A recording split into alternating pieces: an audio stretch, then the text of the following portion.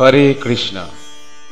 আন্তর্জাতিক কৃষ্ণ ভাবনামৃত সংঘের প্রতিষ্ঠাতা আচার্য শ্রীল অভয় চরণার বৃন্দ ভক্তি বেদান্ত স্বামী প্রভুপাদের বৈশিষ্ট্যপূর্ণ গীতা গ্রন্থের যথাযথের উপর আধারিত ইস্কন গীতা কোর্স সম্মেলনের উদ্বোধন অনুষ্ঠান অনুষ্ঠিত হয়। এই অনুষ্ঠানে গীতা কোর্স শিক্ষার্থীদের উদ্দেশ্যে পবিত্র আশীর্বাদ বাণী দান করেন শ্রীল প্রভুপাদের অন্যতম শিষ্য শ্রীমৎ জয় পতাকা স্বামী গুরু মহারাজ। সেই অনুষ্ঠানেই গীতার ব্যবহারিক শিক্ষা বিষয়ে বক্তব্য রাখছেন গুরু মহারাজের অনুগত প্রিয় শিষ্য শ্রীমৎ ভক্তি পুরুষোত্তম মহারাজ। হরে কৃষ্ণ।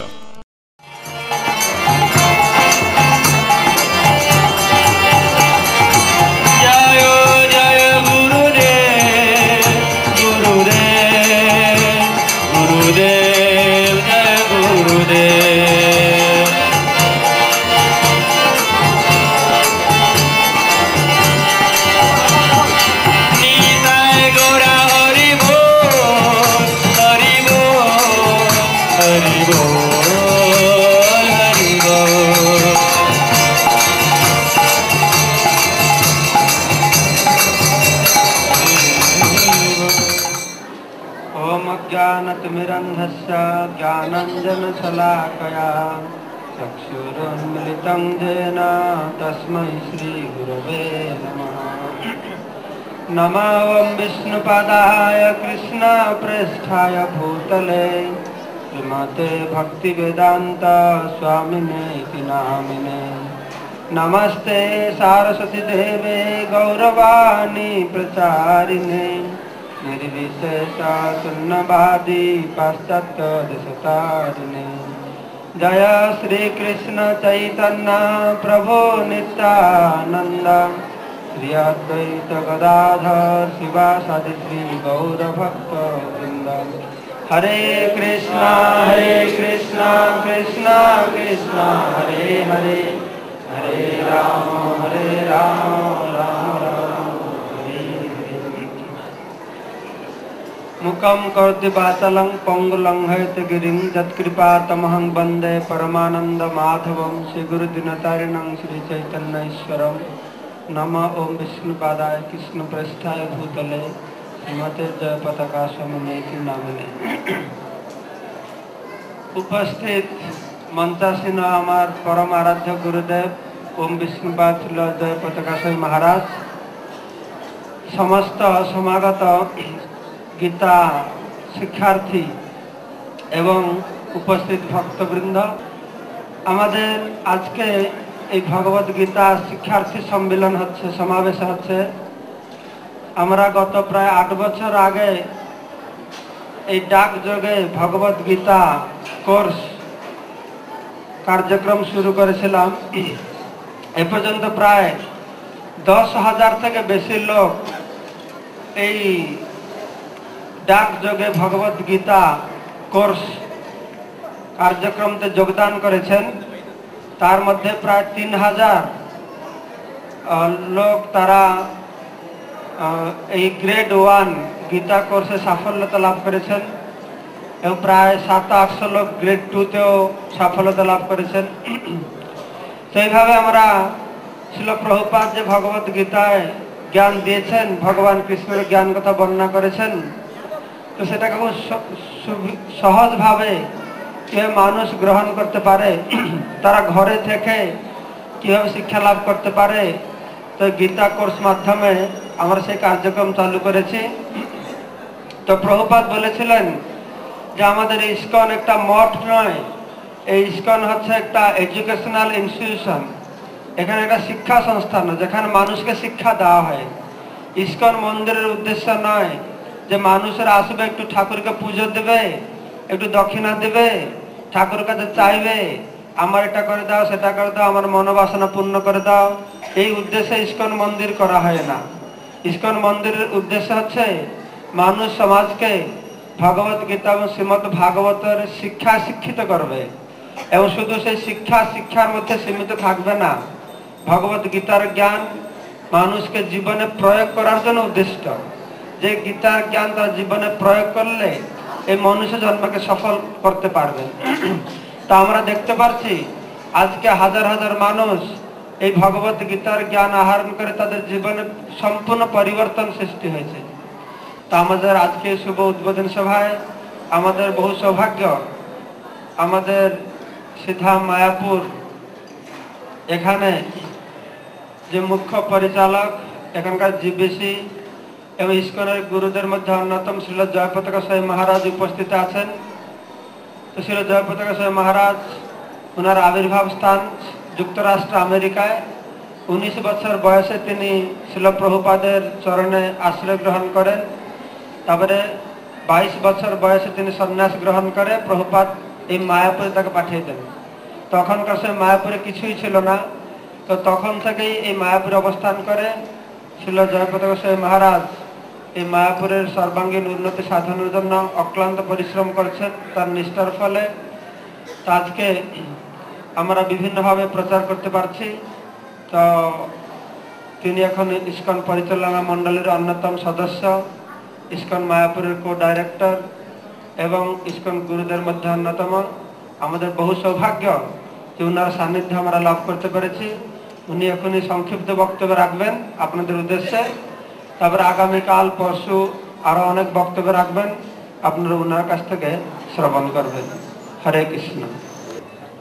नमो विष्णुपादाय कृष्णप्रेष्ठाय भूतले श्रीमते भक्तिवेदांत स्वामिनिति नामिने नमस्ते सारस्वती देवे गौरवाणी प्रचारिणे निर्विशेष शून्यवादी पश्चात्यदेशतारिणे। गुरुदेव श्री भक्तिवेदांत स्वामी प्रभुपाद আমার প্রিয় শিষ্য শ্রীমৎ ভক্তি পুরুষোত্তম মহারাজ উপস্থিত, ভাগবত গীতার শিক্ষার্থী এবং অন্যান্য ভক্তবৃন্দ, আপনারা যে ভাগবত গীতা চর্চা করার জন্য এসছেন সেজন্য আমরা অত্যন্ত কৃতজ্ঞ।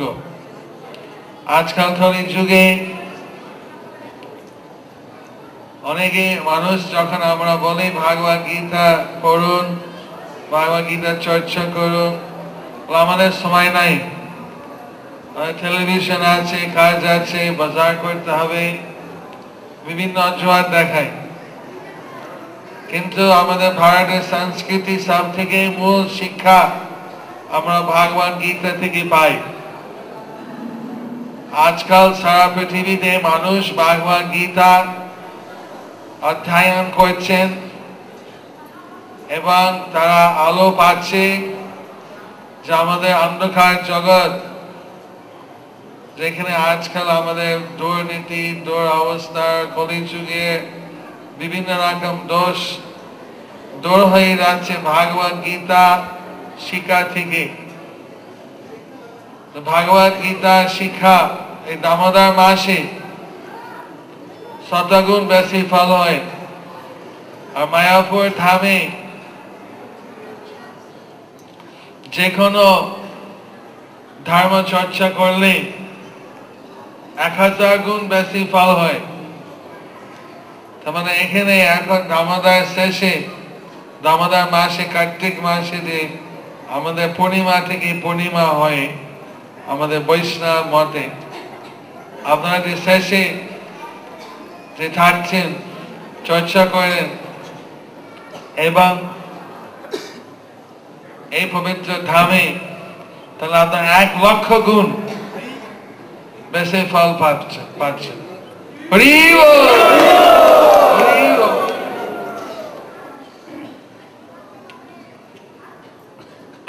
আমি প্রতি বছর এই সময় গীতা শিক্ষার্থী একটা সমাবেশ হয় এবং আমার সুযোগ হয় প্রায় এই সমাবেশে কিছু বলার। কিন্তু আমাদের বলার ঠিক শব্দ নাই, কত আনন্দ পাই আপনাদের সকলকে সাথে মিলন হতে। এখানে মায়াপুরে পবিত্র জায়গা, চৈতন্য দেবের জন্মস্থান, আমাদের সন্নিকটে, এটার সব লীলাভূমি। আমাদের যেমন ভক্তি পুরুষোত্তম মহারাজ বলছিলেন, প্রভুপাদ বলছেন এইটা কেবল মঠ নয়, মঠ মন্দির আছে আশপাশে। এটা উনি বলছেন যে ওটা যে জন্মস্থান, আর আমাদের ইস্কন মায়াপুর হচ্ছে কর্মস্থান। জন্ম কর্ম চমে দিব্যাম এবং ইয়ো বেদি তত্ত্বতা চক্তং দেহং পুনর্জন্ম নাইতি মামেতি সর্জুনা। দুটো জন্মস্থান আর কর্মস্থান দুটোই পবিত্র। ওখানে জন্মস্থানে উনি জন্ম লীলা করলেন, আর এই জায়গায় ওনার প্রকট এখন কর্ম লীলা চলছে। তার করে ভগবানের কর্ম হচ্ছে সেবা। আমরা থাকতে একটু সেবা করবেন, ভালো লাগবে। কৃষ্ণ প্রসাদ সেবা করবেন, গীতা শুনবেন, সেটা একটা সেবা। আরতি দীপ অর্পণ করবেন, এইভাবে বিভিন্ন সেবা একটা সুযোগ আছে। এই সেবা মাধ্যমেই আমরা আনন্দ পাই। তো ধন্যবাদ আসার জন্য। আশা করি যে আপনার ভালো লাগবে। যদি কিছু ভালো না লাগে আমাকে বলবেন, আমরা দেখবো কি করে যাতে আপনি ভালোই থাকতে পারবেন। হরে কৃষ্ণ, ধন্যবাদ। হরে কৃষ্ণ। ইস্কনের উদ্দেশ্য শুধু গীতার জ্ঞান প্রচার করা নয়। আমাদের যেরকম বাংলায় আমাদের হিন্দুদের মধ্যে প্রচলিত আছে, তোমরা বুঝো বা না বুঝো গীতা পড়ো, বুঝো না বুঝো গীতা পড়ো। তো ব্যাপার আছে, আমাদের উদ্দেশ্য শুধু গীতা পড়া নয়, আমাদের উদ্দেশ্য শুধু গীতাকে বোঝা নয়। আমাদের উদ্দেশ্য যে গীতা পড়তে হবে, বুঝতে হবে, আর জীবনে প্রয়োগ করতে হবে। যেহেতু ভগবত গীতা এটা ভগবানের আইন বই, তো ভগবানের আইন বই, আইন বই যদি আমি ভালোভাবে আইন জানি, আইনকে পালন করি না, তাহলে কোর্টে আদালতে গিয়ে বলবো আমি তো সব আইন জানি। হ্যাঁ, তাহলে কি আদালত আমাকে ছেড়ে দেবে? আমি সব আইন জানি, 700 শ্লোক সব মুখস্থ আছে, কিন্তু আমি কোন শ্লোক জীবনে প্রয়োগ করি না। তাই প্রভুপাদ সবসময় এর উপরে খুব প্রাধান্য দিয়েছিলেন, জোর দিয়েছিলেন পাশ্চাত্য জগতে প্রচারের সময়, যে গীতা প্রতিটি শ্লোক আমাদের জীবনে ব্যবহার করার মতো, ব্যবহারিক জীবনে সাধারণ জন্য ব্যবহার করতে পারি। তাই আমাদের সমাজের যে ভ্রান্ত ধারণা যে ভগবত গীতা সাধু সন্ন্যাসীদের জন্য উদ্দিষ্ট, এটা গৃহস্থরা পেরে উঠবে না। আর গৃহস্থদের কাজে লাগে, কি কাজে লাগে না, যখন বুড়ো বুড়িরা মারা যাবে তখন একটু কানে গিয়ে গীতা পড়তে হবে না, তারা একটু গীতা শ্লোক পড়বে সকালে পুজোর সময়। গীতার যে আসল উদ্দেশ্য সেটা আমাদের হিন্দুদের মধ্যে আর নেই। গীতা জ্ঞান কেন ভগবান কৃষ্ণ অর্জুনকে নিমিত্ত দিয়েছেন, এটা অর্জুনের জন্য গীতা জ্ঞান উদ্দিষ্ট নয়, অর্জুনকে নিমিত্ত করে আমাদের জন্য দিয়েছেন। যে কথা পঙ্কজাঙ্গিরপু বললেন, এই গীতা জ্ঞান কেন ভগবান দিয়েছেন? ভগবান অত্যন্ত কৃপাময়, আমরা মূর্খ বোকা, তাই এখানে থেকে সুখ পাওয়ার জন্য চেষ্টা করছি সংসার কারাগারে থেকে। আর গীতা জ্ঞানের মুখ্য উদ্দেশ্যটি কি? আমরা গীতা পড়ে থাকো, গীতা পড়লে ধর্ম হবে, গীতা পড়লে পুণ্য হবে, গীতা পড়লে পাপ ক্ষয় হয়ে যাবে, গীতা পড়লে আমি স্বর্গে যাব, এই সমস্ত ধারণা লোকেদের। কিন্তু এগুলি হবে, কিন্তু এগুলি গীতার মুখ্য উদ্দেশ্য নয়। ভগবত গীতার মুখ্য উদ্দেশ্য হচ্ছে এই গীতা জ্ঞানের দ্বারা যদি প্রভাবিত হই এবং আমাদের জীবনে জ্ঞানকে প্রয়োগ করি, তাহলে সংসার কারাগার ভববন্ধন থেকে আমরা মুক্তি লাভ করব এবং ভগবানের কাছে আমরা ফিরে যেতে পারব। একটা মহান উদ্দেশ্য রয়েছে এই গীতার মধ্যে, কিন্তু এখন হিন্দুদের মধ্যে এই গীতার উদ্দেশ্য খুব সীমিত। আজকে লক্ষ লক্ষ হিন্দু আছে যাদের বাড়িতে কোনো গীতাই নেই। যখন আমরা স্কুল কলেজে প্রচার করতে যাই, গ্রামে গ্রামে যাই, কার বাড়িতে গীতা নেই? 80% লোক বলে গীতা নেই, 20% বাড়িতে গীতা আছে। আর যাদের মধ্যে গীতা আছে, সে গীতা আবার লাল কাপড় মুড়িয়ে সে রাখা হয়েছে, চন্দন দিয়ে শুধু পূজা করে, তার ভিতরে গাদা চন্দন ময়লা পড়ে আছে, গীতা কোনদিন খোলে না, সে গীতাকে পুজো করে কিন্তু খুব ভক্তি করে। আর যারা বা গীতা খুলে পড়ে, তার নিজের বুদ্ধি দিয়ে, নিজের পাণ্ডিত্য দিয়ে বুঝতে চেষ্টা করে। এইভাবে গীতাকে বুঝার পরিবর্তে তার আবার কদর্থ করে। করে তার নিজের জীবনে তাকে প্রয়োগ করতে চেষ্টা করে। দেখুন কত বাধা বিঘ্ন রয়েছে। গীতা যে মহান জ্ঞান, এই জগতে ভগবান স্বয়ং প্রকাশ করলেন জগতের কল্যাণের জন্য, সেই ভগবত গীতার জ্ঞান আজকে স্থান কোথায় গিয়ে পৌঁছে গেছে। কিন্তু আজকে আমরা ভারতবাসী গীতার মহান জ্ঞানের সম্পর্কে না বুঝতে পারলেও সারা বিশ্ববাসী বুঝতে পেরেছে। তাই আজকে America, Europe, Russia, United kingdom থেকে পঙ্কজাঙ্গির প্রভু তারা সব এসেছেন। তাদের জীবনে সম্পূর্ণ পরিবর্তন হয়েছে। তাদের জন্য টাকা পয়সা, ঘর বাড়ি, লেখাপড়ার কোনো কিছুর অভাব ছিল না। সব কিছু পেয়েও তারা জীবনে অভাব অনুভব করেছে। কিসের অভাব? না ভগবত চেতনার অভাব। কিন্তু আমরা ভগবত চেতনা সবকিছু থেকেও আমরা অভাব অনুভব করছি। এই জড় জগতের সভ্যতা, আমরা দুঃখের অভাব অনুভব করছি। দুঃখ কেন নাই? ভারতবাসীর জন্য সুখী হওয়ার জন্য সমস্ত জিনিস রয়েছে, কিন্তু ভারতবাসী বলছে না না, এইসব জ্ঞান নিয়ে আমরা সুখী হতে চাই না। আমরা পাশ্চাত্য সভ্যতাকে নিয়ে আমরা দুঃখী হতে চাই, দুঃখের অভাব আমাদের, আর দুঃখ চাই। কিন্তু ভগবত গীতা আজকে সারা বিশ্ববাসীকে আনন্দ দিচ্ছে। এটা আমার আইমার কাহিনী নয়, এটা বাস্তব আমরা দেখতে পাচ্ছি। আমেরিকার ঐশ্বর্যশালী মানুষ থেকে শুরু করে, রুশ চায়নার কমিউনিস্ট লোক থেকে শুরু করে, আফ্রিকার নিগ্র মানুষ পর্যন্ত, তারা সবাই আজকে ভগবত গীতা অধ্যয়ন করে জীবনে বিরাট পরিবর্তন সৃষ্টি করেছে। অন্য সম্প্রদায়ের মানুষ যেরকম আমাদের হিন্দুদের কাছে আমি তোমাকে ঔষধ দেব, টাকা দেব, চাকরি দেব, আমাদের ধর্ম গ্রহণ করো, তো সেইভাবে এই ধর্ম আমাদের গীতার জ্ঞান প্রচার করা হয় না। এরা সব কিছু কুকর্ম পরিত্যাগ করে। আজকে আফ্রিকার মানুষ যারা গো মাংসাকে গো রক্ত পান করত, তারা আজকে ভোর 3:30টায় উঠে তুলসী আরতি করছে, মঙ্গল আরতি করছে, জপ করছে, তিলক ধারণ করছেন, এবং কৃষ্ণ প্রসাদ পাচ্ছেন, তার জীবনকে আনন্দময় করে গড়ে তুলছেন। কিন্তু আমরা ভারতবাসী কি করছি? যে গীতার জ্ঞান নিয়ে আজকে সারা বিশ্ববাসী লাভবান হচ্ছেন, না আমরা ভারতবাসী কি করছি? সে গীতাকে পরিত্যাগ করেছি। তাই প্রভুপাদ বলছেন আমাদের ভারতবাসীদের অবস্থা কি না, আপন ধন বিলায় দিয়ে পরের দ্বারে ভিক্ষা চায়। আমাদের পৈতৃক সম্পদের ধন, গীতা ভাগবতের মহান জ্ঞান, সেটাকে আমরা পরিত্যাগ করে আমরা আমেরিকার কাছে, জার্মানের কাছে, জাপানের কাছে আছে, আমাকে টেকনোলজি দাও, টাকা দাও, এটা দাও, সেটা দাও। আর যেগুলো পেয়ে তারা আজকে অশান্তিতে ভুগছে, আমরা সেগুলো তাদের কাছে ভিক্ষা করতে যাচ্ছি। আর সে অশান্তির মধ্যে থেকে শান্তির অন্বেষণ করতে করতে তারা এখানে এসে পেয়েছে গীতার জ্ঞান, তাই জীবনে প্রয়োগের আনন্দ লাভ করছে। তো সেইটা আজকে আমাদের জগৎবাসীর কাছে আমরা তুলে ধরতে চাইছি যে ভগবত গীতা এটা শুধু সাধারণ জ্ঞান নয় বা অসাধারণ জ্ঞানেই নয়, এর মধ্যে একটা বাস্তবতা রয়েছে যেটাকে আমরা জীবনে প্রয়োগ করতে পারবো। এইরকম ধারণা নয় যে গীতা পড়লে মৃত্যুর পরে আমরা স্বর্গে যাব, গীতা পড়লে মৃত্যুর পরে এটা কাজে লাগবে, তা নয়। গীতা পড়লে এখনই আমার কাজে লাগবে। সে মৃত্যুর পর আবার জন্ম হবে কি না হবে বিশ্বাস যোগ্য না করে, এই জীবন সুখময় হবে, আনন্দময় হবে। সে আমি কে বুঝতে পারবে, গুণের প্রভাব বুঝতে পারবে, কত রকমের সুন্দর জ্ঞান রয়েছে। তাই ভগবত গীতা যারা মরে যাবে তাদের কানে শোনাবার জন্য উদ্দিষ্ট নয়, ভগবত গীতা মরবার জন্য নয়, ভগবত গীতা বাঁচবার জন্য। কিন্তু আমরা কি ব্যবহার করি? বুড়িমা মরে যাবে, একটু গীতা শুনে দিই তাকে, তাহলে সে স্বর্গে চলে যাবে। এটা কিন্তু আসল গীতার উদ্দেশ্য নয়।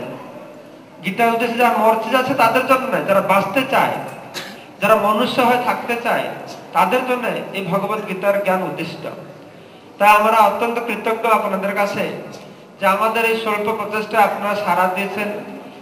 তো আমরা আশা করি আপনাদের সঙ্গে সম্পর্ক আমাদের আরো দীর্ঘদিন পর্যন্ত থাকবে, আর আপনারা সম্পূর্ণরূপে এই আন্তর্জাতিক কৃষ্ণ ভাবানন্দ সংঘ থেকে এই সুযোগটি গ্রহণ করবেন, যাতে আপনাদের এই মনুষ্য জন্ম সফল হয়, এই গীতার জ্ঞানের দ্বারা প্রভাবিত হন এবং একে জীবনে প্রয়োগ করে এই সংসার বন্ধন থেকে মুক্তি লাভ করে জীবনের অন্তিম লক্ষ্য যে কৃষ্ণ প্রেম লাভ করার মাধ্যমে ভগবত ধামে ফিরে যেতে পারবেন।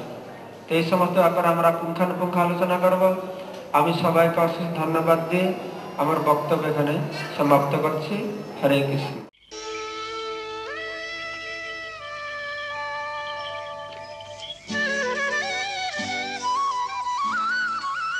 এই ভগবত গীতা সম্পর্কে আমার কিছু আলোচনা করি, একটু সাধারণ আলোচনা করব ভগবত গীতার উপরে।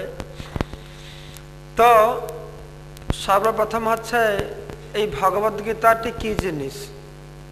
শাস্ত্রে বলা হচ্ছে এই ভগবত গীতা হচ্ছে সমস্ত বৈদিক জ্ঞানের সার জ্ঞান এই ভগবত গীতার মধ্যে বলা হয়েছে। বেদে যত প্রকারের জ্ঞান দেওয়া হয়েছে তার সার কথা ভগবান শ্রীকৃষ্ণ স্বয়ং অর্জুনকে নিমিত্ত করে আমাদের উদ্দেশ্যে ভগবত গীতার এই ১৮ অধ্যায়ের মধ্যে ৭০০টি শ্লোকের মাধ্যমে এই ভগবত গীতা রচনা করা হয়েছে। আপনারা অলরেডি জানেন যে ভগবত গীতা হচ্ছে মহাভারতের একটি অংশ। ভীষ্ম পর্বের ২৫ অধ্যায় থেকে ৪২ অধ্যায়, এই ১৮টি অধ্যায়কে বলা হচ্ছে শ্রীমদ্ ভগবত গীতা। তো ভগবান শ্রীকৃষ্ণ স্বয়ং এই জ্ঞান অর্জুনকে প্রদান করেছিলেন। কৃষ্ণ বলছে পাপ করো না, পুণ্য করো না, কর্ম ব্যতিরেকেও থাকো না। হ্যাঁ, সকর্ম করো না, সকর্ম করো না। হ্যাঁ, সেজন্য কৃষ্ণ ভগবত গীতা বলছেন যে যজ্ঞার্থাৎ কর্ম না অন্যত্র লোকয়ম কর্মবন্ধন তদর্থ কর্ম কৌন্তেয় মুক্ত সঙ্গ সমাচরেত। হে কুন্তিপুত্র অর্জুন, তুমি কর্ম পরিত্যাগ করো না, পাপ কর্মে যুক্ত হও না, সকাম পুণ্য কর্মে যুক্ত হও না। তাহলে কি কর্ম করব? যজ্ঞার্থাৎ কর্ম না, যজ্ঞের উদ্দেশ্যে কর্ম কর। যজ্ঞ বৈ বিষ্ণু, যজ্ঞ মানে বিষ্ণুর উদ্দেশ্যে কর্ম কর। যজ্ঞের জন্য তুমি জঙ্গলে গিয়ে কাঠ কাটো, যজ্ঞ করার জন্য সমৃদ্ধ কুশ সংগ্রহ কর, যজ্ঞের জন্য গাভী পালন কর, যজ্ঞের জন্য সমস্ত কর্ম কর। যজ্ঞার্থাৎ কর্ম না অন্যত্র লোকয়ম কর্মবন্ধন। বিষ্ণু তৃপ্তি বিধান ব্যতিরেকে অন্য যে কোনো কর্ম, সে কর্ম তোমার বন্ধনের কারণ হবে, সে পাপ হোক বা পুণ্য হোক। সেজন্য ভগবান কৃষ্ণ প্রথমে কর্মকৌশল শিখিয়েছেন। নিষ্কাম কর্ম করতে হবে। কর্ম বিকর্ম আর অকর্ম। কর্ম মানে শাস্ত্র বিহিত পুণ্য সকাম কর্ম, তাকে বলে কর্ম। বিকর্ম মানে শাস্ত্র নিষিদ্ধ পাপ কর্ম, তাকে বলে বিকর্ম। অকর্ম মানে নিষ্কাম কর্ম, নিষ্কাম কর্ম। কিন্তু আরেকটা জিনিস জানতে হবে, আমি নিষ্কাম কর্ম করছি, আমার জন্য করছি না, আমি দেশের জন্য করছি। নিষ্কাম ভাবে আমি দেশের জন্য সেবা করছি, বলে না? আমি নিষ্কাম ভাবে দেশের সেবা করছি, জাতির সেবা করছি, নিঃস্বার্থপর। আমি নিঃস্বার্থপর ভাবে জাতির সেবা করছি। কিন্তু প্রভুপাদ বলছেন না, সেটা নিষ্কাম কর্ম নয়, সেটা নিঃস্বার্থপর নয়। তাই দুই প্রকারের স্বার্থপরতা আছে। এটা সংকুচিত স্বার্থপরতা, এটা প্রসারিত স্বার্থপরতা। এইগুলো সব একটু জিনিস আমাদের বোঝানো হয় না বলে আমরা অন্ধকারের মধ্যে থাকি। আমি মনে মনে খুব খুশি, আমি দেশের সেবা করছি, নিঃস্বার্থপর। কিন্তু তা না, নিঃস্বার্থপর নয়, সেখানে স্বার্থপরতা আছে, সংকুচিত স্বার্থপরতা। বাড়িতে ছোটবেলায় যদি কোনো আত্মীয় স্বজন রসগোল্লা রাজভোগ নিয়ে এসেছেন, তখন আমার ভাই আছে, বোন সবাই আছে, কিন্তু আমি কি মনে করি যে আমি যেন বেশি খাই। ভাই বোনের সঙ্গে ঝগড়া করি আমরা, মানে আমাকে দে বেশি, আমি খাবো। হ্যাঁ, এই সংকুচিত স্বার্থপরতা। আমি পাবো, আর কেউ পাবে না। তখন তারপরে কি হবে না, গ্রামে অনেক বাড়ি পুড়ে গেছে আগুনে, তো কিছু সাহায্য আসবে গ্রামে। তখন কি হবে, চিন্তা হবে না আমার বাড়ি যেন পাক বেশি, অন্য বাড়ি না কম পাক, আমার বাড়ি যেন বেশি পাবে। এটি প্রসারিত হলো আমার থেকে আমার বাড়ি। বড় বন্যা এসেছে, বহু গ্রাম ভেসে গিয়েছে, তখন আমার স্বার্থপরতা বাড়িতে সীমিত নেই, না আমার গ্রাম যেন বেশি পাবে। আমার গ্রামে রাস্তাঘাট হয়ে যাবে, ইলেকট্রিসিটি হয়ে যাবে, অন্য গ্রামগুলো ধুয়ে যাক। আর একটু প্রসারিত হবে, আমার দেশ যেন বেশি পাবে, আমার জাতি যেন বেশি পাবে। এভাবে সংকুচিত স্বার্থপরতা প্রসারিত হবে, কিন্তু তার ভিতরে স্বার্থপরতা থাকলো। তাই আমরা মনে করছি আমি নিষ্কাম করছি, কিন্তু নিষ্কাম নয়, আমি দেশের জন্য করছি। আমার দেশ, আমার জাতি খুব বেশি হলে আমার কি চিন্তা করছি, মানবিকতা, আমরা মানব সমাজের জন্য খাটবো, বলে না? আমি মানব সমাজের সেবার জন্য জীবনকে উৎসর্গ করেছি। সেটাও নিঃস্বার্থপরতা নয়, সেটাও নিষ্কাম কর্ম নয়। আমি মানব সমাজের জন্য করছি, কিন্তু পশুদেরকে মুড়ে মুড়ে খাচ্ছি। আমি জীবের প্রতি দয়া করার কথা বলছি, জীবে দয়া করা হচ্ছে ভগবানের সেবা। ভগবান যে কোথায় আছে আমি তাকে পাত্তা দিতে চাই না, কিন্তু মনে মধ্যে জীবকে সেবা করলে, দয়া করলে ভগবানের সেবা হয়। কিন্তু এদিকে মুরগি মুড়ে মুড়ে খাচ্ছি, মাছ কেটে, জীব নয়, মুরগি জীব না জড়? ছাগল, পাঠা, মাছ, যখন আবার মাছ বংশী ধরে মাছ ধরি, মাছ ধরে তারপর কি করি, আছাড় মেরে তাকে পিটাই, তাই না? হ্যাঁ, তখন কি করে, ছটফট করে না? করে কি আনন্দে লাফায়, আনন্দে নাচে? হ্যাঁ, কষ্ট হয় না? নাই? যদি আমার বাচ্চা আপনার ছেলেকে নিয়ে কেরম মাটিতে আছাড় দিয়ে মারবে, আপনি কি আনন্দ পাবেন, আনন্দে লাফাবেন? হ্যাঁ, কষ্ট পাবেন না? কিন্তু আমার বলছি, হ্যাঁ, জীবের দয়া, এদিকে মাছ, ভালো ইলশি মাছ আর কি কি আছে যা সব, হ্যাঁ, গ্রহণ করছি, দয়া তাহলে এই যে আছে। সেই জন্য নিষ্কাম কর্ম কি মনে করবো না আমি এইটা নিঃস্বার্থ, এগুলো নিঃস্বার্থপর কর্ম কিছুই নয়, এসব স্বার্থপর, এসব স্বার্থপরতা রয়েছে। সেই জন্য যে কোনো কর্মের ফলে যদি ভগবানকে নিবেদন করা না হয় সে নিষ্কাম কর্ম নয়। তো নিষ্কাম কর্মের ডেফিনেশন আরো গূঢ় রহস্যময় রয়েছে। হ্যাঁ, সমস্ত কর্মের ফল কৃষ্ণকে অর্পণ করতে হবে। যজ্ঞ অর্থাৎ কর্ম অন্যত্র লোকয়ম কর্ম বন্ধন, অন্যথা সেই কর্মটি তোমার বন্ধনের কারণ হবে। তদর্থ কর্ম কৌন্তে মুক্ত সঙ্গ সমাচরেত, হে কুন্তিপুত্র অর্জুন, তার উদ্দেশ্যে কর্ম কর। এটি হচ্ছে কর্ম কৌশল, নিষ্কাম কর্ম। তো নিষ্কাম কর্মের ফল কি? কি নিষ্কাম কর্ম করলে কি হবে? চিত্তশুদ্ধি হবে। নিষ্কাম কর্মের লক্ষ্য হচ্ছে চিত্তশুদ্ধি। এই চিত্তশুদ্ধি হলে আত্মজ্ঞানের উদয় হবে। নাহলে নিষ্কাম কর্ম না করলে আত্মজ্ঞান হবে না। নিষ্কাম কর্ম কখন সে করবে? নিষ্কাম কর্ম করলে আত্মজ্ঞান উদয় হবে না, তার জ্ঞান হবে আমি দেহ নয়, আমি আত্মা। তখন দেহের তৃপ্তির জন্য, জিহ্বার তৃপ্তির জন্য সে আর কর্ম করবে না। পাপ কর্ম করবে না, কি পুণ্যকর্মও করবে না। আমরা যা কর্ম করি দেহের তৃপ্তির জন্য, জিহ্বার লালসায় যে ইতি উতি দায়, কৃষ্ণদর পরায়ণ কৃষ্ণ নাহি পায়। আমরা এই জন্য মনকে বুঝাবার জন্য বিভিন্ন প্রকার শাস্ত্র রচনা করতে পারি, বিভিন্ন শ্লোক রচনা করতে পারি।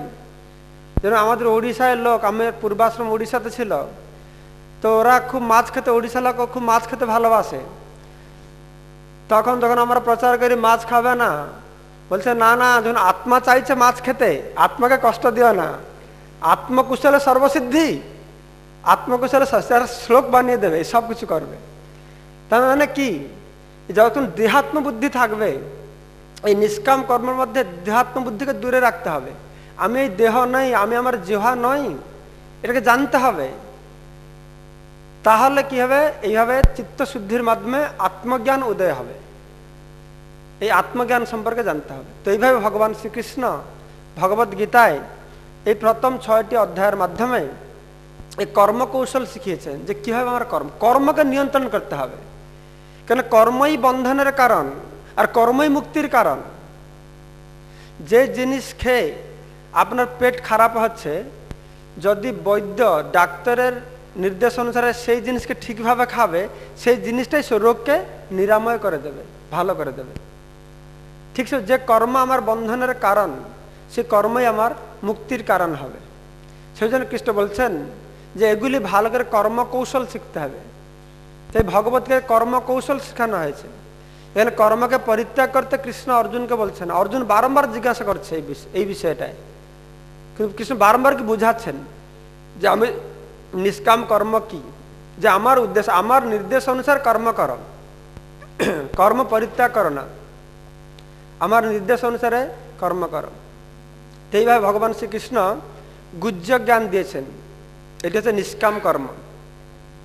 তারপরে সপ্তম অষ্টম অধ্যায়তে গুহ্যতর জ্ঞান দিয়েছেন পরমাত্মা সম্পর্কে। পরমাত্মা জ্ঞান হচ্ছে গুহ্যতর জ্ঞান। পরমাত্মা যিনি আমাদের হৃদয়ে আছেন, প্রতিটি অনুপরমাণুতে আছেন পরমাত্মা রূপে। তারপরে ভগবান সম্পর্কে জ্ঞান দিয়েছেন, গুহ্যতম জ্ঞান। নবম অধ্যায়তে এই গুহ্যতম জ্ঞান প্রদান করা হয়েছে।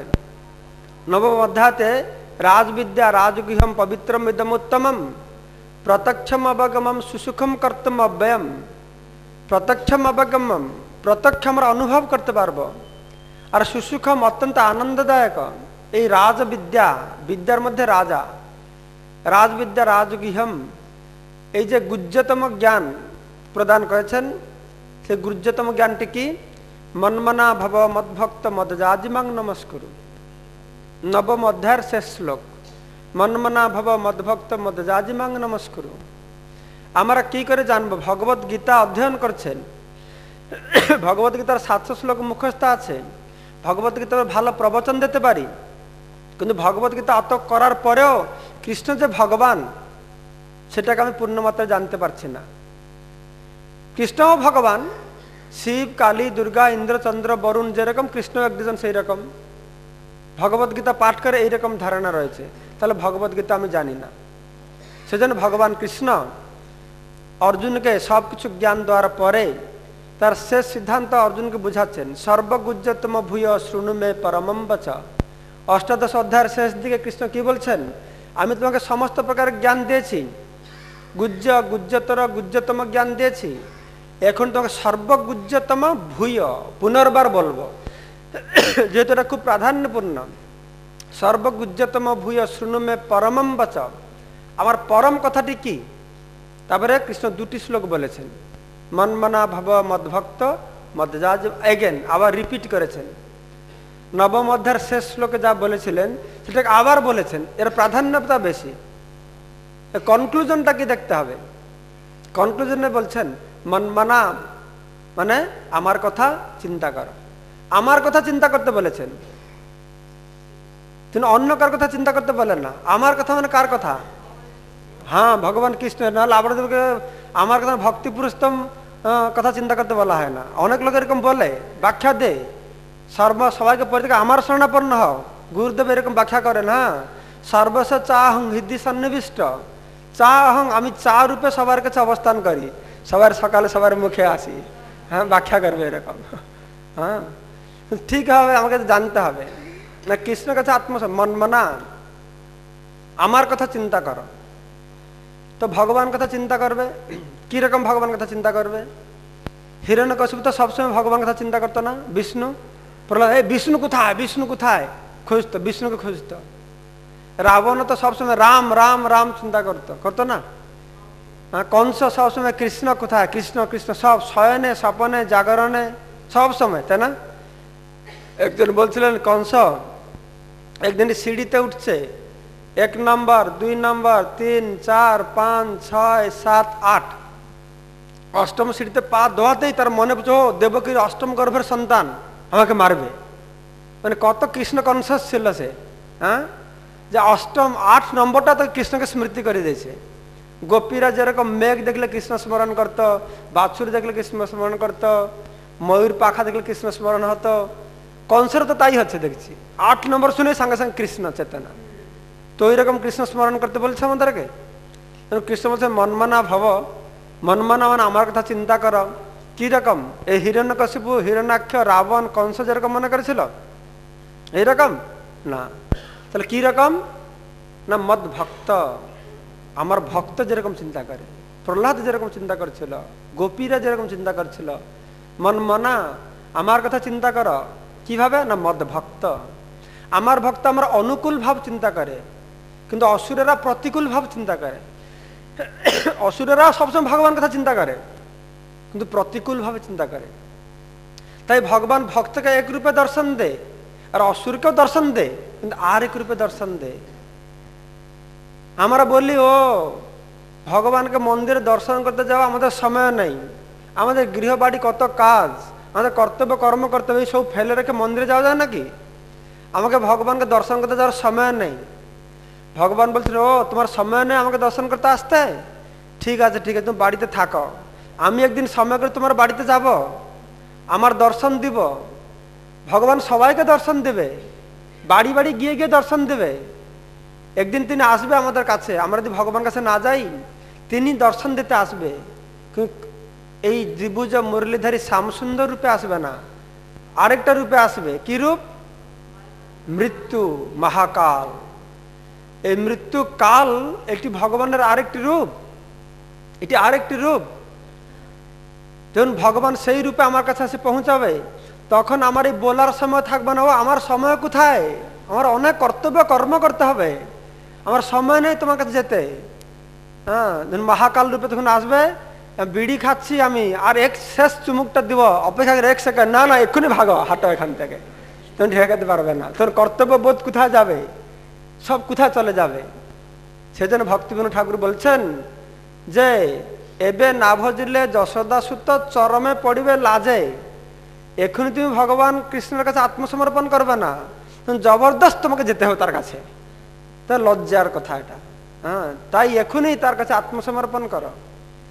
তাই জন্য অনুকূল ভাব, প্রতিকূল ভাব দিয়ে ভগবানের মহাকাল রূপ দর্শন করার পরিবর্তে যে বুদ্ধিমান সেই ভগবানের দ্বিভুজ মুরলীধারী শ্যামসুন্দর রূপ দর্শন করবে, সে ভগবানের ভক্ত হবে।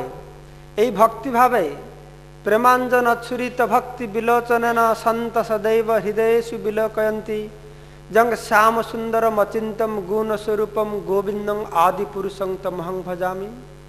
সেই ভক্তি রূপক অঞ্জন দ্বারা চক্ষু রঞ্জিত হলে সেই ভগবানের দ্বিভুজ মুরলীধারী শ্যামসুন্দর রূপকে দর্শন করে সে দিব্য আনন্দ পাবে।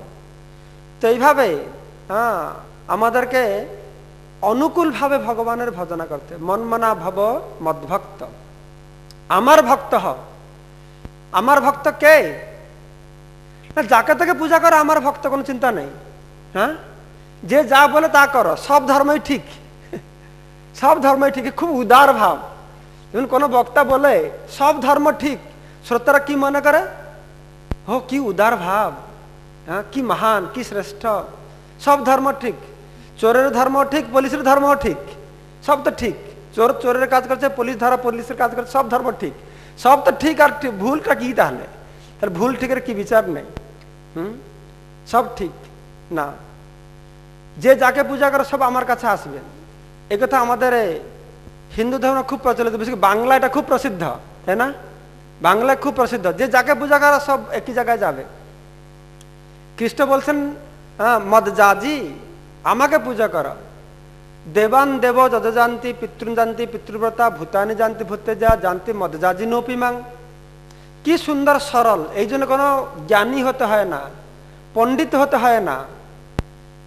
এই সাধারণ জ্ঞানে আমরা শ্লোক পড়ে বুঝতে পারছি কৃষ্ণ বলছেন দেবতাদের পূজা করলে দেবলোকে যাব, পিতৃপুরুষের পূজা করলে পিতৃলোকে যাবে, ভূত প্রেতের পূজা করলে ভূতলোকে যাবে, আমার পূজা করলে আমার কাছে আসবে।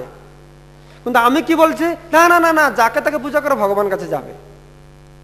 আর আমার বাড়িতে কি করে আপনারা যাবেন, বেস্ট কে বলতে পারে? কে বেস্ট বলতে পারে, ভালো হয় বলতে পারে? আমার বাড়িতে কি করে আপনি যাবেন, কে বলতে পারে ঠিক করে?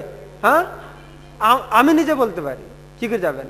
তো কৃষ্ণ বলছে মদ জাজি, হ্যাঁ দেবান দেব জানতি জানতি মদ জাজি নপিমাং, আমার পূজা করলে আমার কাছে আসবে। না বললো না না, যার তার পূজা করো তার কাছে যাবে। এটা কি হলো, কোনো সামঞ্জস্য থাকলো? কিন্তু আমরা কোনো শাস্ত্র অনুধাবন করি না, অনুশীলন করি না। কে কি বলছে তার পিছনে তো আমরা সবাই দৌড়াচ্ছি। আরে লক্ষ লক্ষ লোক সেই কথা বলছে, করছে, আমরাও করব। হ্যাঁ, এরকম বললে কার কথা শুনে আমরা দৌড়াচ্ছি, এটা গণগড্ডলিকা ন্যায় বলে। গণগড্ডলিকা ন্যায়, সবাই করছে আমিও করব। একটা রাজ্যে এটা গাধা ছিল, গাধা, ওই গাধার নাম ছিল গন্ধর্ব সুন্দর। তো গন্ধর্ব সুন্দর ও মারা গেছে, তো বলতে গন্ধর্ব সুন্দর মারা গেছে, তো লোক শুনেছে যে গন্ধর্ব সুন্দর মারা গেছে। তখন সে মারা গেলে মাথা নাড়া করে, তো মাথা নাড়া করেছে। তুমি কেন মাথা নাড়া করেছো? না গন্ধর্ব সুন্দর মারা গেছে। তো সেও মাথা নাড়া করেছে, এবং সারা দেশের লোক মাথা নাড়া করেছে সবাই। এই কথা রাজার কাছে চলে গেছে, গন্ধর্ব সুন্দর মারা গেছে, তো সবাই মাথা নাড়া করছে। তো রাজা ওই দিন মাথা নাড়া করে বাড়ি ফিরেছে, গন্ধর্ব সুন্দর মারা গেছে। তখন রানীর কাছে পৌঁছেছে, কিন্তু মাথা নাড়া করেছে কেন? না গন্ধর্ব সুন্দর মারা গেছে। তো সবাই মাথা নাড়া করেছে, আমিও মাথা নাড়া করেছি। তো রানী তারা মাথা নাড়া করবে না? কে রে গন্ধর্ব সুন্দরটা কে? তখন রাজা চিন্তা, সত্য তো গন্ধর্ব সুন্দরটা কে? তো খুঁজে খুঁজে খুঁজে খুঁজে গাধা মরে গেছে, তার নাম ছিল গন্ধর্ব সুন্দর। আর সারা রাজ্যের লোকে মাথা মুড়িয়ে বসে আছে রাজাকে নিয়ে। তো আমাদের অবস্থা ঠিক সেই রকম হয়েছে। আমরা খোঁজে গোটাটা খোঁজে বাহির করতে, কোথা থেকে পেয়েছে এটা? হ্যাঁ, ভগবানকে বলতে এই উপায় কোথা থেকে পেয়েছ, একটু যদি প্রশ্ন আমরা করি তাহলে আমরা সব সত্য পেতে পারি। সেটা সে জিজ্ঞাসাবাদ নেই। হ্যাঁ, যে যা পারে করো, সব ঠিক হয়ে যাবে। কৃষ্ণ বলছে না, সর্বধর্মান পরিত্যাজ্য মাম একম, একটি রাস্তা আছে। তিনি বলে না বহু রাস্তা আছে, একটা রাস্তা আছে। কি? হ্যাঁ, মাম একম, শরণম ব্রজ, এটা তো সোজা বাংলায় বোঝা মাম একম, কিন্তু আমি কেন বলবো বহু রাস্তা? কিন্তু আবার তাদেরকে যুক্তি দেখানো হচ্ছে কি, হ্যাঁ গীতায় তো কৃষ্ণ বলছেন যে যথামাং প্রপদ্যন্তে তাং তথৈব ভজাম্যহম, যে যেভাবে পারে আমার উপাসনা করতে পারে, যে যথামাং প্রপদ্যন্তে, যে যেভাবে আমাকে ভজনা করতে পারে, হ্যাঁ যে যেভাবে ভজনা করবে আমি তাকে সেইভাবে দেখা দিব, সেইভাবে শ্যামসুন্দর রূপে ভজন করলে শ্যামসুন্দর রূপে দেখা দেব, মহাকাল রূপে ভজন করলে মহাকাল রূপে দর্শন দেবো। তো আমি বুদ্ধি খাটাতে হবে আমাকে, আমি কোন রূপে তাকে পেতে চাই, কোন রূপটি তার সার, সেটাকে আমার বুদ্ধিমত্তা পরিচয় দিতে হবে। মনমনা ভব মদভক্ত মদ জাজি, তাই কৃষ্ণ মদ জাজি, তোমরা মনে করো না যা তার পূজা করে আমার ভক্ত বলে মনে মনে হ্যাঁ এরকম কল্লা খেলে হবে না, হ্যাঁ যার তার পূজা করে আমি সব ভগবান কাছে জান না, মদ জাজি, আমার পূজা আমার উপাসনা করো। আপনার উপাসনা করবো, কিরকম আপনার উপাসনা? মাং নমস্কারু, আমাকে প্রণাম করো, মাং নমস্কারু, আমার প্রণাম করলে আমার ভক্ত হলো। ও খুব সহজ তো, হে ভগবান আপনাকে প্রণাম নমস্কার। কিন্তু ভগবান খুব চালাক, হ্যাঁ ভগবান খুব চালাক, বলে না কিছু করতে হবে না, মাং নমস্কারু, আমাকে সে নমস্কার করো। হ্যাঁ আপনারা নমস্কার করেন না, বয়োজ্যেষ্ঠ লোকেদেরকে দিলে কি বলেন? নমস্তে, নমস্কার, যাকে দেখেন ও নমস্কার। কিন্তু নমস্কার নমস্কার যদি মানে জানবেন এখনই আমি বলবো, তাহলে নমস্কার করার আগে 10 বার চিন্তা করতে হবে যে নমস্কার করব কি করব না। তো নমস্কার বা নমস্তে, নমস্তে মানে কি জানেন? ন মম, ন মমতে, আমার কিছু বলে, আমার বলে কিছু নেই, আমার বাড়ি, আমার বউ, ব্যাংক ব্যালেন্স আমি সব তোমাকে দিলাম, এই হচ্ছে নমস্তে, মানে নমস্কার। তা আপনি তো যাকে থেকে দেখলে ও নমস্কার নমস্কার, হ্যাঁ কিন্তু অর্থটা বুঝে তো নমস্কার করবেন, তাহলে যাকে থেকে নমস্কার করা যাবে না? করা যাবে? আমার ব্যাংক ব্যালেন্স, বউ, বাড়ি, ঘর সব তোমার হাতে আমি দিলাম, হয়? এটা হয় না। কিন্তু ভগবান সেটা চাইছেন, মাং নমস্কারু না, আমার বলছে নমস্কার মানে সাল্যুট দিয়ে চলো রাস্তাঘাট, না তা নয়, সে শুরু হলো সেখান থেকে, মাং নমস্কারু। কিন্তু নমস্কার মানে তোমার ঘর বাড়ি, হ্যাঁ মানস দেহ গহ যো কিছু মর অর্পিলু তুয়া পদে নন্দ কিশোর, সম্পূর্ণ শরণাগতি। সেটাই এই নমস্কার শব্দের ব্যাখ্যা তার পরবর্তী শ্লোকে ভগবান কৃষ্ণ দিয়েছেন, মনমনা ভব মদভক্ত মদজাজি মাং নমস্কুরু, আমাকে নমস্কার করো মানে কি? মানে সর্বধর্মান পরিত্যাজ্য মাম একম শরণম ব্রজ, সব কিছু পরিত্যাগ করে তুমি আমার শরণাপন্ন হও। এটা হচ্ছে গুহ্যতম জ্ঞান। এই জিনিসটা কিন্তু আসলে আমরা সবাইকে বলতে পারি না। এই জন্য কৃষ্ণ অর্জুনকে বলছেন তুমি আমার প্রিয়, তোমার হিতের জন্য আমি তোমাকে বলছি। সবাইকে বলা যাবে না, সব কথা সবাইকে বলা যায়? আপনি রাস্তায় গিয়ে বলতে পারেন এই তুমি আসতে আমার পা টিপে দাও, বলতে পারবে? রাস্তায় গিয়ে বলবেন যে আমার একটু পা টিপে দেবেন, বলতে পারবেন? কাকে বলতে পারেন পা টিপে দিতে? হ্যাঁ আবার নিজের মাকে বলতে পারেন, ছেলে মেয়ে কি বউকে, হ্যাঁ এই আমার একটু পা টিপে দাও, যাকে তাকে বলা যায় না।